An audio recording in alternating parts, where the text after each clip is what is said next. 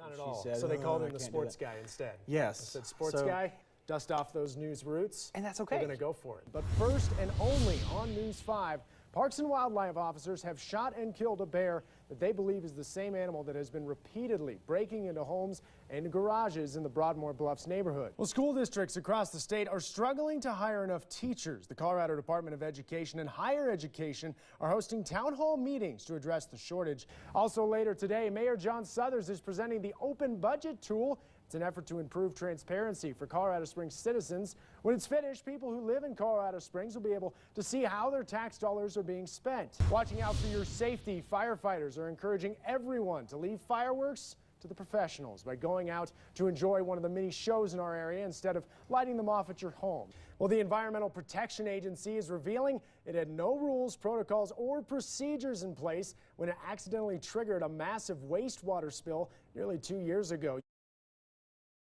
And good afternoon. Thanks for joining us for News 5 at noon. I'm Matt Prichard in for Bree Groves today. Our top story on this Tuesday, we're less than an hour away from U.S. Attorney General Jeff Sessions testifying in front of the Senate Intelligence Committee. Sessions asked to testify before the committee publicly as part of the investigations into Russian meddling in the U.S. election. Sessions recused himself from overseeing the Russia-related investigations when he admitted to having 2 meetings with the Russian ambassador during the Trump presidential campaign. We will have a special report carrying his testimony live. That's coming up right after News 5 at noon. And President Trump is reportedly considering firing special counsel Robert Mueller. Mueller was appointed to investigate ties with the Trump campaign and Russia after President Trump fired now former FBI Director James Comey, who is leading that investigation. Today, Deputy Attorney General Rod Rosenstein said Mueller can only be fired for good cause, and House Speaker Paul Ryan says Mueller should be allowed to do his job. The president did not comment on the matter after being asked about it. Well, you're taking a live look in Colorado Springs and Pueblo today. Sunny skies out there, and it's a little cooler than the last few days. First Alert 5 meteorologist Jessica Van Meter has a look at the beautiful day ahead. Hey, Jessica. Jessica, thanks. Well, there was wild weather up in northern Colorado yesterday. A small twister was caught on camera that touched down in Weld County. The storm also brought large hail to the area. Power lines were down, and a home barely missed being taken out by the tornado. No, go please. No, we're staying here. Hang on. Yeah, scary stuff right there. Our state wasn't the only one seeing twisters Monday. This amazing video was captured by a news team just outside of Cheyenne, Wyoming. More than 3 other tornado sightings were reported in that state. At least 1 injury was reported, but it looks like the twisters only damaged a few tractors and sheds.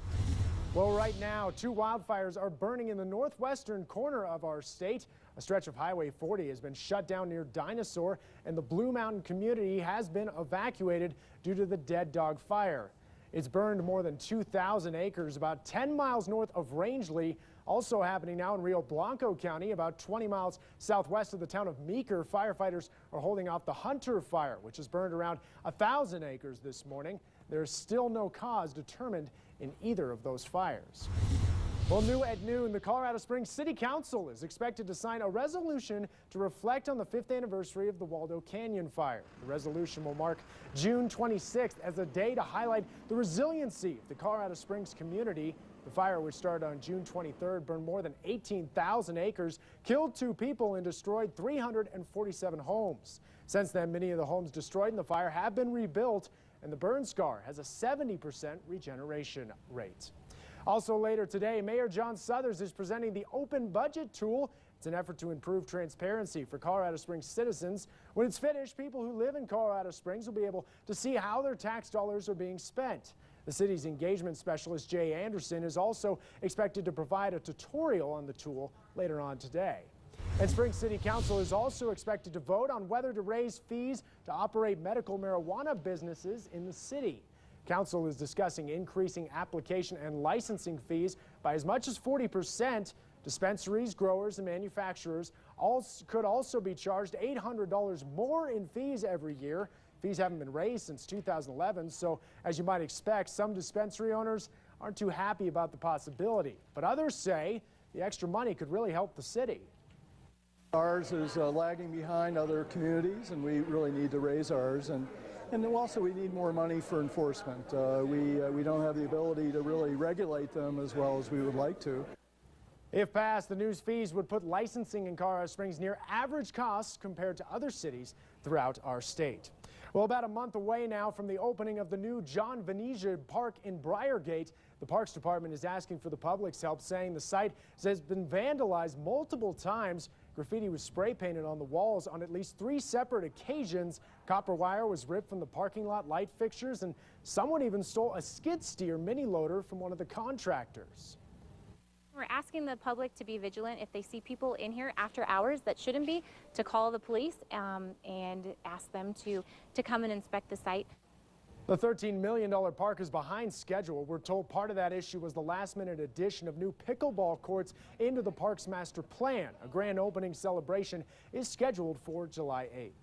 Well, a viral video taken in Colorado Springs is now raising questions about acceptable behavior on the road. The video's been seen by more than 800,000 people across the country and was apparently filmed just off Old Stage Road. This is road rage at its finest. What? Here we go. What's wrong with you? Why you? What is that? What the is wrong with you? Why you riding like? Because you wouldn't get out of my way with your little car. I don't care you got the WRX. Got somebody's way.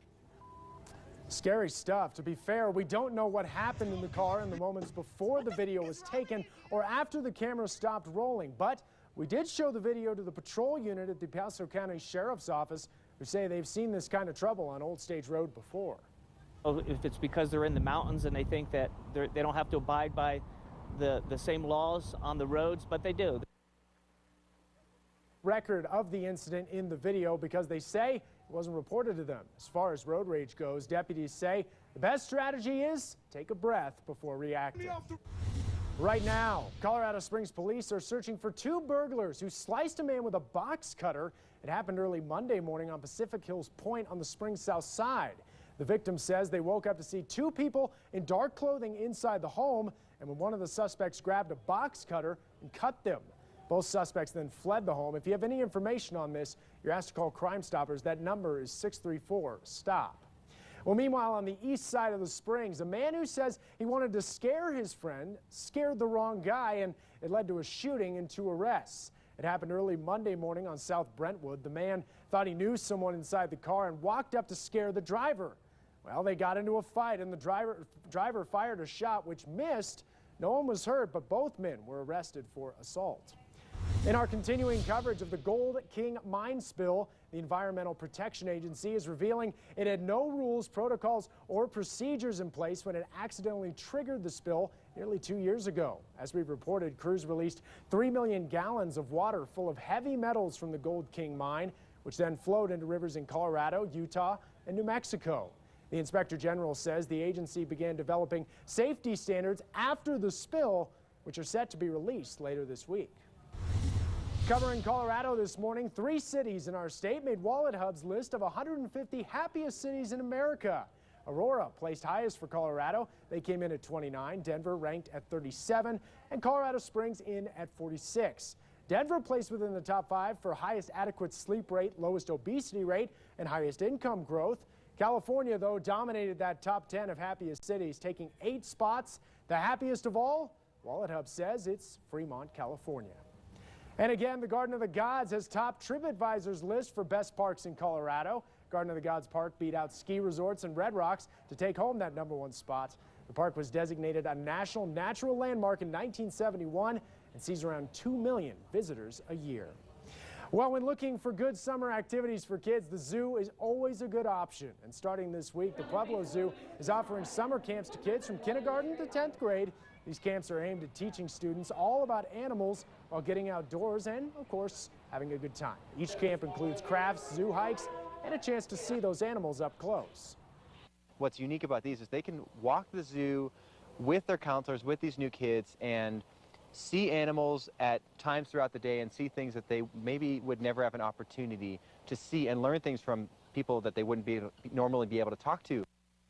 The camps run Monday through Friday, 9 to 3 through the first week of August. For details on how to register, you can find it at our website, koaa.com. Well, North Korea has released American student Otto Warmbier from his 15-year sentence in a hard labor camp. U.S. Secretary of State Rex Tillerson says Warmbier is on his way back to the U.S. to be reunited with his family. North Korea sentenced him back in March of 2016 after he confessed on state television that he tried to steal a propaganda banner. Well, the announcement comes as former NBA star Dennis Rodman has landed in the country, his 5th trip to the rogue nation. NBC's Kelly Cobier reports. Now, Rodman is also familiar with President Trump. When he was a contestant on The Celebrity Apprentice for 2 seasons, Rodman also endorsed Mr. Trump during the 2016 campaign. White House officials have denied any involvement in setting up this trip. Well, it's a beautiful day in Colorado Springs. Stephen will have a look at your full First Alert 5 forecast. That's coming up next.